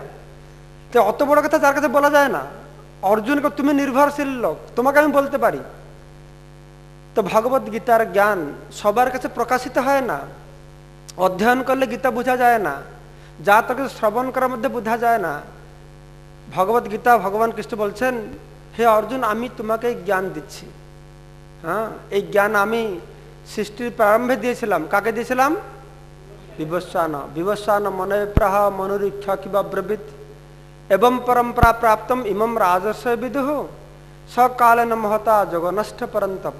হে শত্রুনাশক অর্জুন, এই যোগ কালক্রমে আসছিল মুনি ঋষিদের মাধ্যমে, গুরু পরম্পরায়, কালের প্রভাবে নষ্ট হয়ে গেছে। সয়বায় ময়াতি অদ্য যোগ প্রক্ত পুরাতন, আজকে আমি তোমাকে এই পুরাতন যোগ দিব, তোমাকে দিব আমি। কেন হে তোমাকে দিব? তুমি কি বড় সন্ন্যাসী? অর্জুন কি বড় সন্ন্যাসী ছিলেন, যোগী ছিলেন, তপস্বী ছিলেন, কি এটা গৃহস্থ ছিলেন? হ্যাঁ এটা রাজা গৃহস্থ ছিলেন। তোমাকে কেন দিব আমি? কেন তোমাকে আমি যোগ্য বিবেচনা করেছি না? কি ভক্ত সীমে সখা চেতি রহস্যং এতদুত্তমম, আমি রহস্যময় জ্ঞান তোমাকে প্রদান করব। হ্যাঁ তার যোগ্যতা আছে, সে ভক্ত। ভক্ত ছাড়া অন্য কাউকে আমি এটা বলতে পারি না। তা তুমি আমার ভক্ত সখা, কৃষ্ণের ভক্ত হলে তার রহস্য প্রকাশিত হবে। অবশ্য যেটা আপনি বলছেন সেটা ঠিক, সেটা আমাদের আর একটা শিক্ষণীয়, যেটা আমরা যদি শিক্ষা পেতে চাই তাহলে নিজেকে শিষ্য হতে হবে। ঠিকই বলেছেন। অর্জুন যখন বিভ্রান্ত হয়েছিল, কৃষ্ণ তো কিছু বলছেন, চুপচাপ বসে আছেন। যতক্ষণ অর্জুন না বলছে যে কার্পণ্য দোষ অপহত স্বভাব পৃচ্ছামিতম ধর্ম সম্মূঢ় চেত। দেখুন অর্জুনের কি কোয়ালিফিকেশন ছিল, শিষ্যের কি কোয়ালিফিকেশন অর্জুনের মধ্যে প্রকাশিত হয়েছে। অর্জুন কি বলছে যে আমি জানি না, কার্পণ্য দোষ অপহত স্বভাব পৃচ্ছামিতম ধর্ম সম্মূঢ় চেত। ধর্ম সম্পর্কে আমি সম্পূর্ণ কিংকর্তব্য বিমূঢ়, আমি জানি না। এইরকম না যে সাধু বাবা এসেছে দেখি তোমার বুদ্ধি আমার বুদ্ধি কত লাগাবো আমি, হ্যাঁ, সেটা টক্কর দিয়ে অর্জুন বলেন আমি জানি না। শিষ্যস্তে অহম স্বাধিমাং তং প্রপন্নে, আমি আপনার শিষ্য হলাম। আমার এখন শিষ্য হচ্ছে গুরুদেবের কাছে। কিরকম শিষ্য হচ্ছে? গুরুদেব এসে আমাদের কানে ফু দিচ্ছেন, বাটা জপমালা দিয়ে দিয়েছেন, ও আমি শিষ্য হয়ে গেলাম। অর্জুনকে কি দিয়েছিলেন? কানে ফু দিয়েছিলেন, না জপমালা দিয়েছিলেন, না তার নাম চেঞ্জ করে দিয়েছিলেন, কি করেছিলেন? হ্যাঁ, তো অর্জুন বলছে আমি আপনার শিষ্য হলাম মানে কি? হে কৃষ্ণ, আমি আপনার শাসনের অধীন হলাম। শিষ্য শ্বাস ধাতু থেকে শিষ্য। তো আমরা গুরু গ্রহণ করতে চাই, কিন্তু গুরুর অধীন হতে চাই না। কিন্তু মনে মনে হয় আমি বড় শিষ্য হয়ে গেছি। হ্যাঁ, শিষ্য মানে গুরুর নির্দেশ পালন করা। এরকম নয় যে গুরু আমার মন বুঝে কাজ করবে, না, গুরু তার নির্দেশ প্রদান করবে। কিন্তু গুরু দেখছেন যে আমি শাস্ত্রের সত্য কথা বললি, তাহলে শিষ্য আর আমার কাছে আসবে না, আমার দক্ষিণা পাওয়া বন্ধ হয়ে যাবে। তাই বাবা তুমি যা ইচ্ছা তা করো। শিষ্যের মন বুঝে বুঝে কথা বলবে। খাইয়া মাগুর মাছের ঝোল, শুয়া যুবতীর কোল, বেটা চাঁদ বদনে হরিয়া হরিয়া বল। বাংলাদেশে এরকম প্রচার আছে। লক্ষ লক্ষ শিষ্য আসে যাবে, লক্ষ লক্ষ শিষ্য আসে যাবে। বাংলাদেশে আমি যাই প্রতি বছর 2-3 বার। এক একটা লোকের 50,000 60,000 শিষ্য। কেন? তারা বলবে তুমি যা বলো, মাছ খাও, মাগুর মাছ খাও, যুবতীর কোল শুয়ে থাকো, হরিয়া হরিয়া বল, বা সব এই গুরু ঠিক আছে। কিন্তু গুরু যদি আসি বলবে এক তুই মাছ মাংস খেতে পারবে না, বিড়ি সিগারেট খেতে পারবে না, মদ খেতে পারবে না, অবৈধ সঙ্গ করতে পারবে না, হেত এ তো করা যায় নাকি? না গুরুদেব আমি আপনাকে 1000 টাকা দক্ষিণা দিচ্ছি, এগুলো সব বাদ দিয়ে দেন। তো 1000 টাকা দক্ষিণা দিলে গুরু কি করবে? 1000 টাকা নেবে, হ্যাঁ বাবা ঠিক আছে ঠিক আছে, আমি তোমাকে আশীর্বাদ করছি। সদ্গুরু হলে নেবে না। না, তা আমরা যদি আসল শিষ্য হতে চাই, ফার্স্ট জিনিস হচ্ছে আমাদের শাসনের অধীনতা স্বীকার করতে হবে। হ্যাঁ, গুরুদেব শাসন করবে, গুরুদেবকে আমাকে শাসন করার স্বাধীনতা দিতে হবে। এরকম না যে গুরুকে দক্ষিণা দিয়ে আমরা কিনে রাখবো, আমাকে ভয় পেবে গুরু কিছু বলবে না, তাহলে বাস, তাহলে আমরা জ্ঞান পাবো না। কিন্তু অর্জুন কি করছেন? না, শিষ্যস্তে আহম স্বাধিমাং তং প্রপন্নে। আপনি এ পর্যন্ত আমার বন্ধু ছিলেন, বন্ধু বন্ধুকে তো জ্ঞান দিতে পারেন না, এটা বন্ধু আর বন্ধুকে কি বলবে? হ্যাঁ, সাহস করবে না। তো এখন আমি শিষ্য হলাম, আমি জানি না। হে কৃষ্ণ, তুমি এখন আমাকে বলো। তো এই যোগ্যতা সে জানতে হলে এইরকম ভাবে জানতে হবে। এই সমস্ত কয়েকটি জিনিস ভগবত গীতা জ্ঞানের মধ্যে প্রবেশ করার পূর্বে আমাদেরকে এই বেসিক জিনিসগুলি জানতে হবে। তারপরে আমাদের সমাজে ধর্মের নামে, শাস্ত্রের মাধ্যমে নামে যে সমস্ত অপসিদ্ধান্ত ভর্তি আছে, পূর্ণ বেশি অপসিদ্ধান্ত আমাদের হিন্দু সমাজে। আমি সারা পৃথিবী ভ্রমণ করি, প্রতিটি সম্প্রদায়ের মানুষের সংস্পর্শে আসি, কিন্তু আমার মনে হয় এই পৃথিবীতে যত প্রকারের সব ধর্ম পালন করে লোকেরা, সব থেকে হিন্দু ধর্মের লোকদের মধ্যে বেশি নাস্তিক, বেশি নাস্তিক হিন্দু ধর্মের লোকেরা। মুসলমানরা খুব আস্তিক, তারা যেভাবে ভগবানকে মনে করুক, আল্লাহ বলুক, নিরাকার আসপেক্ট গ্রহণ করুক, কিন্তু তাদের ধ্যান আলাদা দিকে। হ্যাঁ, খ্রিস্টানদেরও সেরকম, ইহুদিদেরও সেরকম নিষ্ঠা, কিন্তু হিন্দুদের মধ্যে নাস্তিকদের সংখ্যাটা একটু বেশি। হ্যাঁ, ভগবানকে মানব না, এই সংখ্যাটা বেশি। তো এই কেন এটা বেশি? না, আমাদের বহু শাস্ত্র, বহু গ্রন্থ, বহু ধর্ম আমাদের মাথা একদম গুলিয়ে গেছে কোনটা ঠিক।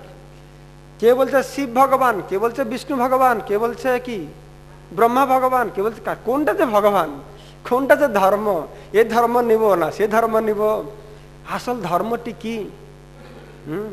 এখানে কৃষ্ণ বলছেন সর্বধর্মান পরিত্যাজ্য মাম একম শরণম ব্রজ। আবার সে আরেকটা বিভ্রান্তিকর জিনিস। এটা বিভ্রান্তিকর না? কৃষ্ণ গীতায় বলছেন আমি এসেছি, কি জন্য কৃষ্ণ এসেছেন? ভগবান কৃষ্ণ কেন আসছেন যুগে যুগে? পরিত্রাণায় সাধুনাং বিনাশায় চ দুষ্কৃতাং ধর্ম সংস্থাপনার্থায় সম্ভবামি যুগে যুগে। হে লোক সকল, আমি এসেছি, কেন এসেছেন আপনি? আমি এসেছি ধর্ম স্থাপনা করতে, তোমাদের ধর্ম শিখাবো, তোমরা সবাই আসো। তো সব লোক এসে গেছে। গীতায় ভগবান সব জ্ঞান দিয়েছেন, এই যোগ সেই যোগ, এইটা করো সেটা করো সেটা করো, সব বলেছেন। শেষে কি বলছেন? সর্বধর্ম পরিত্যাজ্য। তা লোক কি বলবে? হ্যাঁ, তুমি বলছো ধর্ম শিখাতে এসেছ, কৃষ্ণ শেষে কি বলছেন? অধর্মকে ত্যাগ করতে বলেছেন।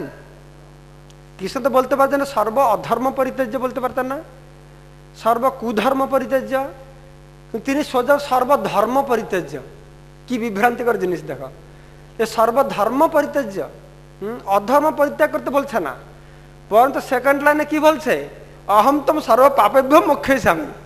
তুমি যদি অধর্ম পাপ করে থাকো, আমি তোকে রক্ষা করে দেবো, আমার শরণাপন্ন হয়ে যাও, কিন্তু ধর্মকে ত্যাগ করো।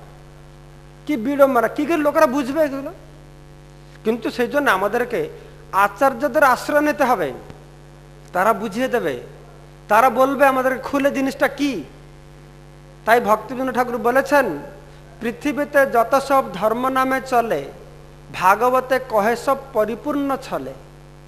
পৃথিবীতে ধর্মের নামে যত কিছু চলছে, ভাগবতে বলে দিয়েছিল ছল ধর্ম, কপট ধর্ম, প্রতারণা ধর্ম, ঠকাই ধর্ম। ঠকাচ্ছে, কিভাবে ঠকাচ্ছে আপনি বলবেন? আমাদের ধর্মই আমাদের ঠকাচ্ছে, আমাদের শাস্ত্রে আমাদের ঠকিয়েছে। কিভাবে ঠকিয়েছে? আমাদের শাস্ত্র বর্ণনা করছে চতুর্বর্গ আমাদের লাগবে। চতুর্বর্গ কি? ধর্ম, অর্থ, কাম। ধর্ম, অধর্ম করো না, জীবনকে শুরু করো ধর্ম থেকে। ধর্ম করলে কি হবে? ধর্ম কেন মানুষ করে? লোকেরা কি জন্য ধর্ম করে? চিত্ত শুদ্ধির জন্য নয়, কিছু পাওয়ার জন্যে। এই যে কালী মা মন্দিরে, শিবের মন্দিরে এত ভিড় পড়ে লেগেছে, দান দক্ষিণা চলছে, চিত্ত শুদ্ধির জন্য। হ্যাঁ, আমাকে এটা দাও, এই বাসনা নিয়ে এটা দাও সেটা দাও, অর্থের জন্য। এই উদ্দেশ্যে লোক ধর্ম, আসল উদ্দেশ্য যেটা আপনি সেটাই ধর্মের আসল উদ্দেশ্য। তাই সাধারণ জগতের লোক ধর্ম করে কেন? হ্যাঁ, আমি সুন্দরী স্ত্রী পাবো, টাকা পাবো, চাকরি পাবো, রোগ ভালো, এই অর্থ। ধর্ম করলে অর্থ পাবে, আর যখন অর্থ পাবে সে অর্থকে নিয়ে কি করবে? ইস্কনে ডোনেশন দিয়ে আসবে। কি করবে? অর্থ পেলে কামনা চরিতার্থ করবে। ধর্ম, অর্থ, তারপর হচ্ছে কাম, এই ত্রিবর্গ। আর যখন কামনা তো কোনদিন চরিতার্থ হয় না, জড় কামনা ন জাত কাম কামান উপভোগ্যেন সম্মতে। কামী পুরুষের কামনা ভোগের দ্বারা কখনই চরিতার্থ হয় না। অনেক বলে না ভোগের পরে ত্যাগ হবে। হ্যাঁ, আগে ভোগ করো, ভোগ করো, এখন ছোটবেলায় ত্যাগ করছে কেন? হ্যাঁ, ভালো করে ভোগ করো, বুড়ো হয়ে যাবে, তখন সাধন ভজন করবে। এখন ভোগের পরে ত্যাগ হয় না কোনদিন। ন জাত কাম কামান উপভোগ্যেন সম্মতে। কামী পুরুষের মন কখন ভোগের দ্বারা প্রশমিত হয় না। ঠিক যেভাবে আগুনে ঘি ঢাললে কখনোই আগুন তৃপ্তি হয়ে যাবে না, চারও বাড়তে থাকবে। সেজন্য এই সমস্ত কথা বিচার করে দেখতে হয় যে আমাদের এইসব পরিত্যাগ করতে হবে। তো ভগবান শ্রীকৃষ্ণ এই সমস্ত কথা ভগবত গীতায় বর্ণনা করেছেন, কিন্তু এগুলো ধারাবাহিকভাবে আচার্যরা যেভাবে বর্ণনা করছেন সেভাবে আমাদের কাছে কেউ তুলে ধরছে না। তা আমরা ধর্ম, অর্থ, কাম, মোক্ষ আমরা ভোগ করে করে আর ভাল লাগছে না, ঠিক আছে, আমরা মুক্তি পাবো। মুক্তি আবার কি রকম? আমি ভগবানের সঙ্গে এক হয়ে যাব, লীন হয়ে যাব, নিজের অস্তিত্বকে একদম শেষ করে দেব। এটা আমাদের সমাজে খুব প্রচলিত আছে, ভগবানের সঙ্গে এক হয়ে যাওয়া, এর প্রভাব খুব বেশি। কিন্তু এটা হচ্ছে চরম আত্মহত্যা, ভগবানের সঙ্গে এক হয়ে যাওয়া। তাই ভগবানের ভক্তরা কখনোই মুক্তি চায় না, ধর্ম, অর্থ, কাম, মোক্ষ। সেজন্য বলা হচ্ছে অজ্ঞান তমের নাম কহিয়ে কৈতব, ধর্ম, অর্থ, কাম, মোক্ষ, বাঞ্ছা আদি সব। এই ধর্ম, অর্থ, কাম, মোক্ষ এই সবগুলি অজ্ঞান, তম, অন্ধকার, কৈতব, ঠকামি। আর এই চারটার মধ্যে শ্রেষ্ঠ ঠকামি কোনটা? ধর্ম, অর্থ, কাম, মোক্ষের মধ্যে সব থেকে চিটিং কোনটা? হ্যাঁ, মুক্তি কামনা। তার মধ্যে মুক্তিবাঞ্ছা কৈতব প্রধান, যাহা হইতে কৃষ্ণ ভক্তি হয় অন্তর্ধান। দেখুন কত বড় পার্থক্য রয়েছে। সমাজে যদি একটু ধার্মিক লোক ধর্ম করে তাহলে সারা সমাজ তার গুণগান করে, ও দেখো কি পুণ্যাত্মা, ধর্মাত্মা, হ্যাঁ কত ধর্ম করছে, কত দান দক্ষিণা দিচ্ছে, হ্যাঁ কিন্তু তার বর্ণনা দেখো এখানে কি, হ্যাঁ ধর্ম আত্মা। আর কেউ যদি মুক্তিকামী, মুক্তি কারা পায়? যারা শঙ্করপন্থী, নিরাকার ব্রহ্মের উপাসনা করে, তারা সন্ন্যাস নেবে, সন্ন্যাসী নিয়ে মুক্তি পাবে। শঙ্করপন্থী যারা সন্ন্যাসী পরস্পরকে দেখলে ওং নমো নারায়ণ বলবে, তারা বলে সব নারায়ণ হয়ে গেছে। হ্যাঁ কিন্তু শাস্ত্রে কি বলা আছে? ইয়ে হচ্ছে সব থেকে খারাপ, যে আমি ভগবান হয়ে গেলাম। তো এইরকম বিভিন্ন প্রকারের বিভ্রান্তিমূলক জিনিস রয়েছে। তা বলে শাস্ত্র ভ্রান্ত নয়, শাস্ত্র অভ্রান্ত, শাস্ত্র অভ্রান্ত, বেদ অভ্রান্ত, পুরাণ অভ্রান্ত, কিন্তু আমাদের কাছে যারা উপস্থাপনা করে তারা ঠিকভাবে উপস্থাপনা করে না। বেদশাস্ত্রে দেখবেন পরস্পর বিরোধ কথা প্রচুর রয়েছে। এক পাতায় বলছে একটা জিনিস, তার আরেকটা পাতায় ঠিক অপোজিট জিনিস বলছে। পুরাণ, হ্যাঁ বিরোধাভাস। এক পুরাণে বলছে বিষ্ণু ছাড়াই কেউ ভগবান নেই, আরেকটা পুরাণে হলো শিব ছাড়া কেউ ভগবান নেই, শিব থেকে সব হচ্ছে। হ্যাঁ বেদে এক জায়গায় বলছে কর্মকাণ্ডই শ্রেষ্ঠ, আর না জ্ঞানই শ্রেষ্ঠ, ভক্তি শ্রেষ্ঠ। হ্যাঁ বাইবেল এক রকমের কথা বলছে, কোরআন এক রকমের কথা বলছে, বেদ এক রকম। তো কোনটা ঠিক কোনটা ভুল?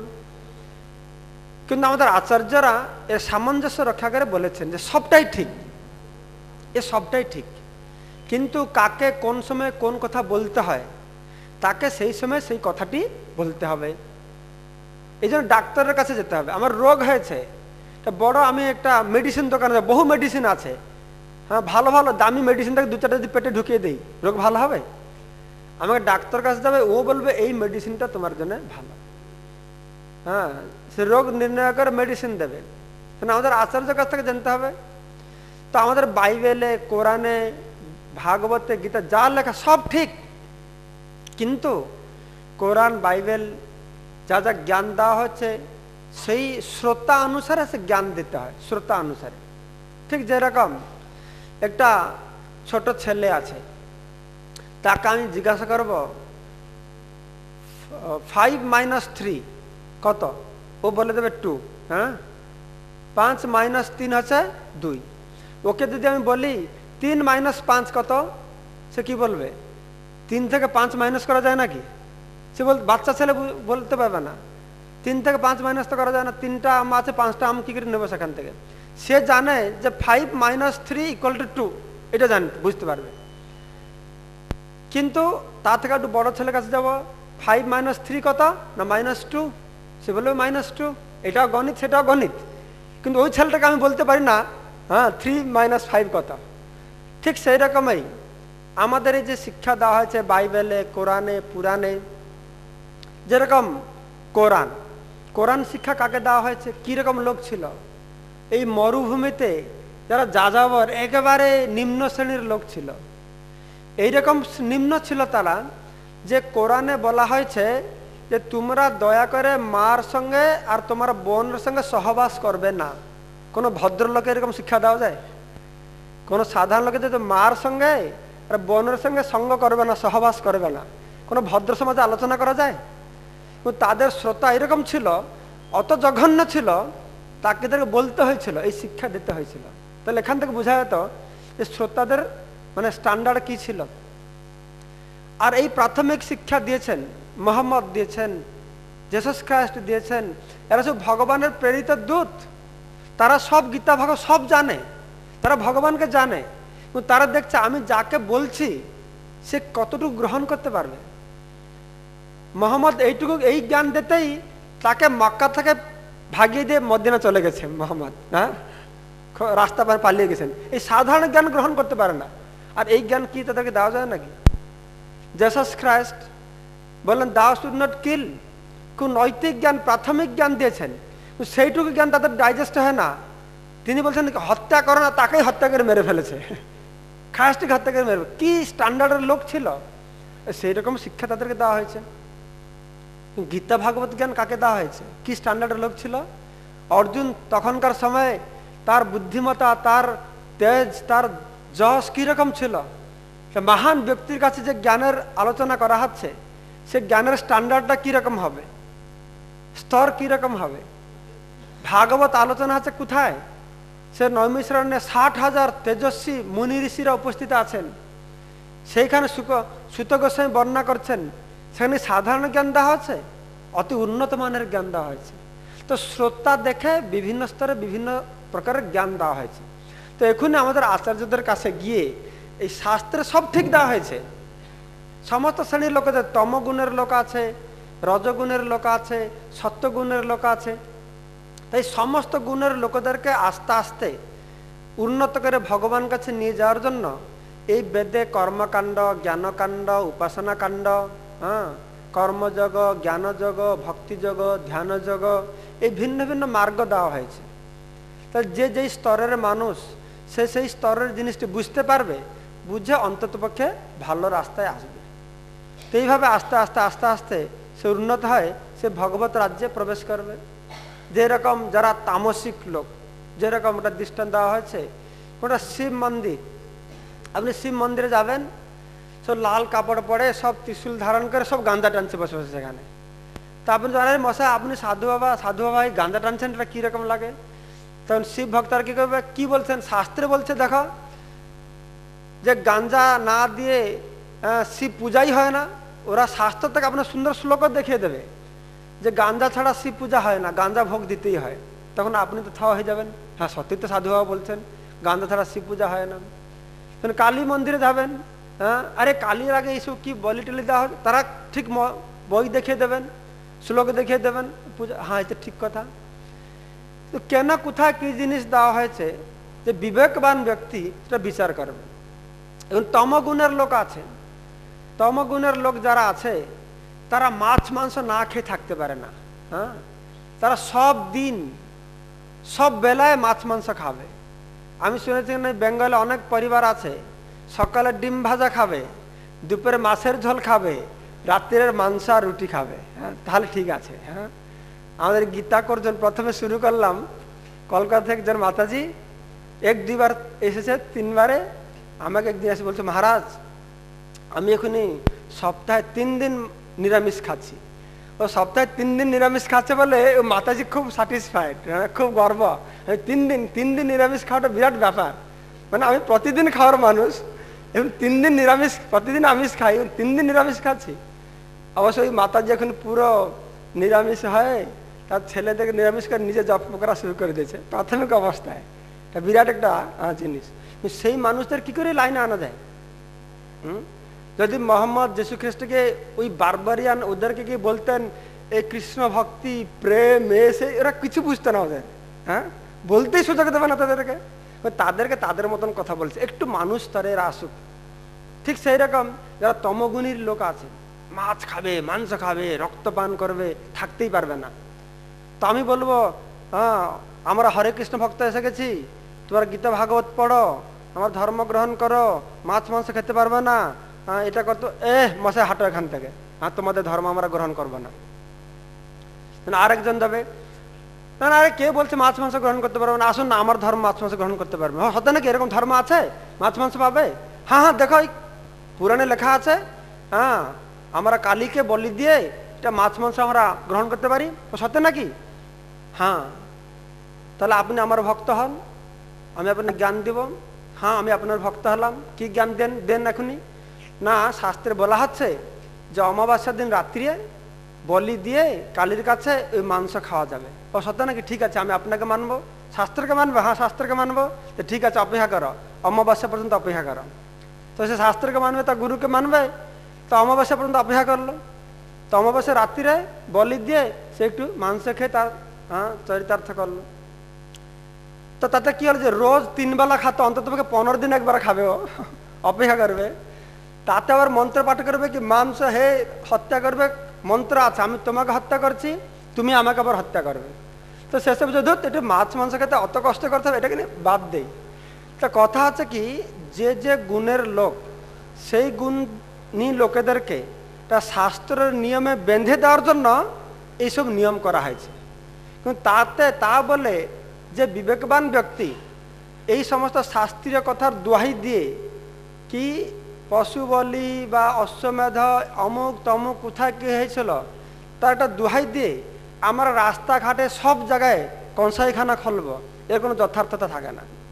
কিন্তু আমরা হিন্দুরা তো খুব বুদ্ধিমান, এইসব সুযোগ নিয়ে আমরা ইন্দ্রিয় চরিতার্থ করবার জন্য প্রয়াস করি।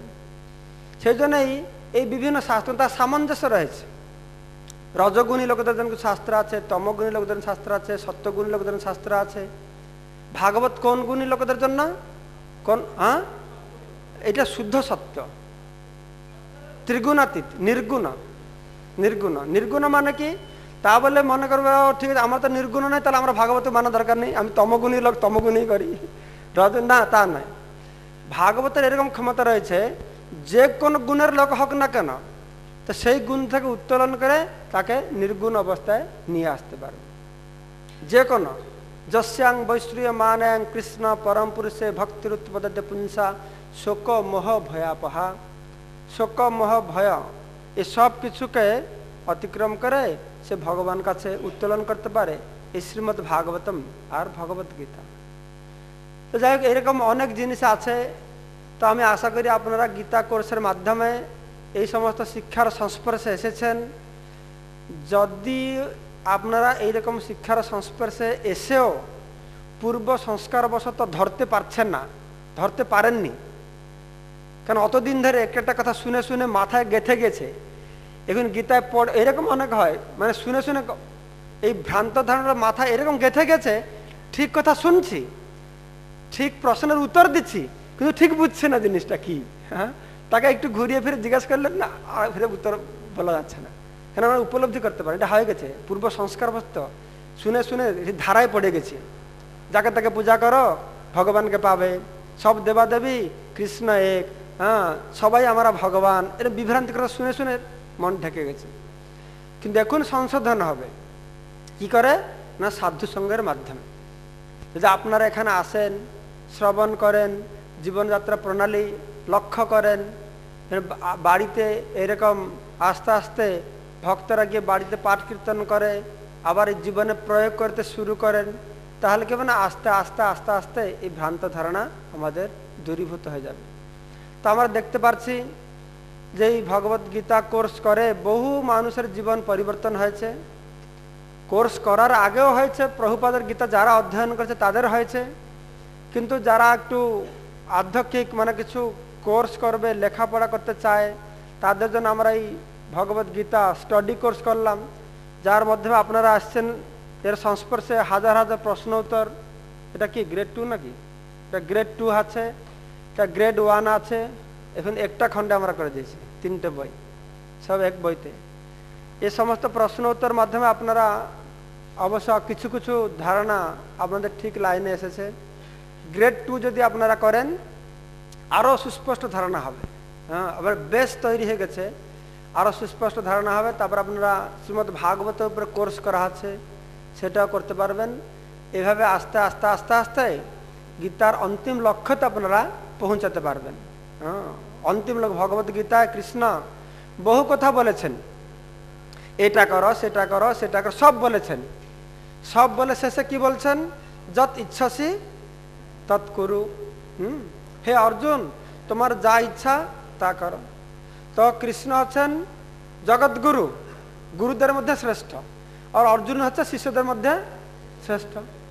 তো এখনই কৃষ্ণ অর্জুনকে বলছে, হে অর্জুন যত ইচ্ছাসি তৎ করু, যা ইচ্ছা তা করো। তো আমি হলে কি করতাম, ও এই তো কৃষ্ণ বলছে যা ইচ্ছা তা করো, তাহলে আমি যা ইচ্ছা তা করবো, আমি কৃষ্ণের নির্দেশ পালন করছি, কৃষ্ণ বলছে যা ইচ্ছা তা করো, আমি যা ইচ্ছা তা করবো। কিন্তু বুদ্ধিমান ব্যক্তি কি করবে? যা ইচ্ছা তা করবে?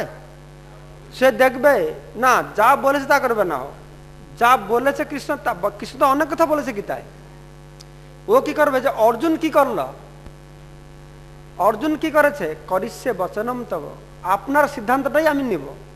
আপনি তো অনেক বলছেন দেবাদেবীদের পূজা করলে স্বর্গের লোকে যাবে, কৃষ্ণ গীতায় বলেছেন। কৃষ্ণ গীতায় বলেছেন যে তোমরা দেবাদেবীদের উদ্দেশ্যে যজ্ঞ করো, তোমাদেরকে ওরা ফল দিবে, তারা সুখী হবে, তোমরা সুখী হবে।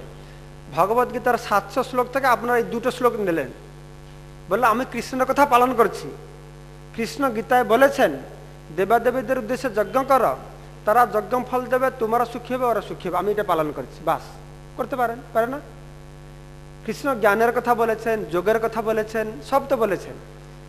তো যে 2-4টা শ্লোক নেবে আমি কৃষ্ণের কথা পালন করছি, করবে সে। কিন্তু যে বুদ্ধিমান ব্যক্তি সে কি করবে? সে অর্জুনকে লক্ষ্য করবে যে অর্জুন কি করলো। যেমন কৃষ্ণ বলছেন যত ইচ্ছাসি তৎ করু, তার উত্তর অর্জুন কি বলল? করিষ্যে বচনম তব। আপনার সিদ্ধান্তটাই আমার গ্রহণীয়। কি সিদ্ধান্ত আপনার? সর্বধর্মান পরিত্যাজ্য মামেকম শরণম ব্রজ। আমি আপনাকে ধর্মের সম্পর্কে বড় বড় জ্ঞান দিয়েছিলাম, কিন্তু আমি এখনই বুঝতে পারছি এই দেহ এর আসল ধর্ম নয়। আসল ধর্মটি কি না? আপনার নির্দেশ পালন করা। যুদ্ধ করতে আপনি বলছেন তাই আমি যুদ্ধ করব, এইটা হচ্ছে সিদ্ধান্ত। আপনার নির্দেশ পালন করা, ভগবান নির্দেশ পালন করা, ভগবান কাছে আত্মসমর্পণ করা। আমি গীতার বড় প্রবচক, গীতার ভাষ্যকার, কিন্তু ভগবান কাছে আত্মসমর্পণ করতে পারি না। বাংলাদেশে জন্মাষ্টমীর দিন একজন সন্ন্যাসী একজন সংস্থা থেকে এসেছেন প্রবচন দিতে।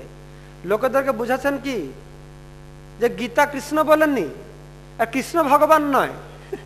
জন্মাষ্টমী অন্য দিনে বলো, অন্তত জন্মাষ্টমীর দিনে কি করে এটা বলতে পারে? কিন্তু গীতার উপর প্রবচন দিতে লোকেরা ডেকে ডেকে নিয়ে যাচ্ছে। হ্যাঁ, এইভাবে আমাদের সমাজ সম্পূর্ণভাবে বিভ্রান্ত। ধর্ম কি, ভগবান কি, শাস্ত্র কি?